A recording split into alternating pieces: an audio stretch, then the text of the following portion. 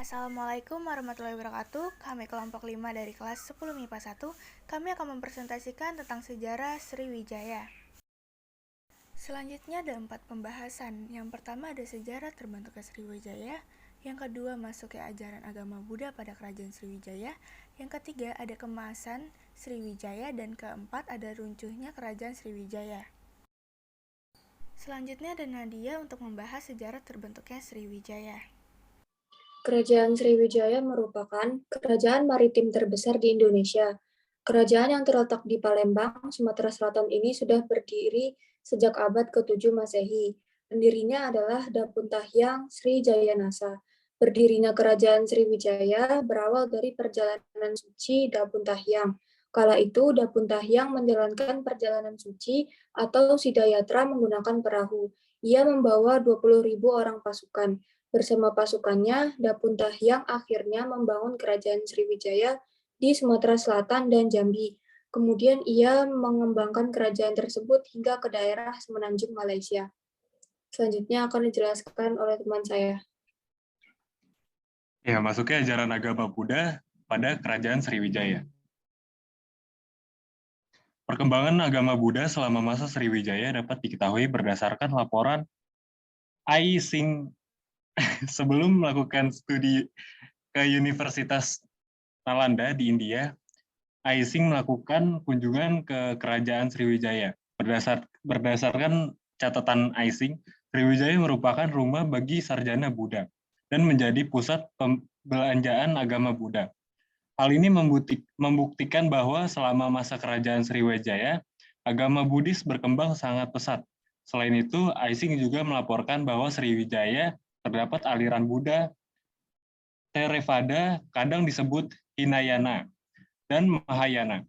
Dan kemudian semakin lama Buddhisme di Sriwijaya mendapat pengaruh dari aliran Vajrayana dari India. Pesatnya perkembangan agama Buddhis di Sriwijaya juga didukung oleh seseorang mahaguru Buddhis di Sriwijaya, yaitu Sakya Kirti. Nama Sakya Kirti ini berasal dari Ai Sing yang berkenalan saat singgah di Sriwijaya. Selain mahaguru Buddhis, Ai Sing juga melaporkan ada perguruan Buddhis yang memiliki hubungan baik dengan Universitas Nalanda, India, sehingga ada cukup banyak orang yang mempelajari Buddhisme di kerajaan ini. Dalam catatannya, Ai Sing juga menulis ada lebih 100 pendeta yang belajar Buddhis di Sriwijaya. Selanjutnya akan dilanjutkan oleh teman saya. Masa keemasan Sriwijaya. Raja Balaputra Dewa dianggap sebagai raja yang membawa Sriwijaya ke puncak kegemilangannya pada abad ke-8 dan ke-9. Namun pada dasarnya kerajaan ini mengalami masa kekuasaan yang gemilang sampai ke generasi Sri Marawijaya. Hal ini disebabkan raja-raja setelah Sri Marawijaya sudah disibukkan dengan peperangan melawan Jawa pada 922 Masehi dan 1016 Masehi. Dilanjutkan dengan melawan kerajaan Chola India pada tahun 1017 hingga 1025. Raja Sri Sangramawijaya berhasil ditawan.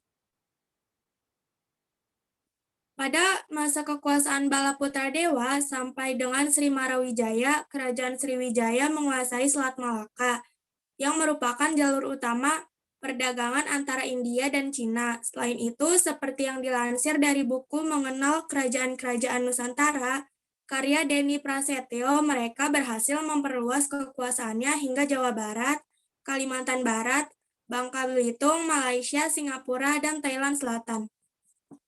Dan akan dilanjutkan oleh teman saya. Selanjutnya ada runtuhnya Kerajaan Sriwijaya. Sejarah Kerajaan Sriwijaya yang terakhir adalah runtuhnya kerajaan. Berdasarkan catatan sejarah, Kerajaan Sriwijaya mulai melemah dan mengalami kemunduran sejak tahun 1178 sampai 1225. Melemahnya kekuatan militer menyebabkan beberapa daerah melepaskan diri. Selain itu, faktor runtuhnya Kerajaan Sriwijaya adalah serangan Majapahit pada tahun 990 Masehi terhadap Kerajaan Sriwijaya. Serangan Kerajaan Chola pada tahun 1025 Masehi, kondisi alam yang berubah dan masuknya pengaruh Islam.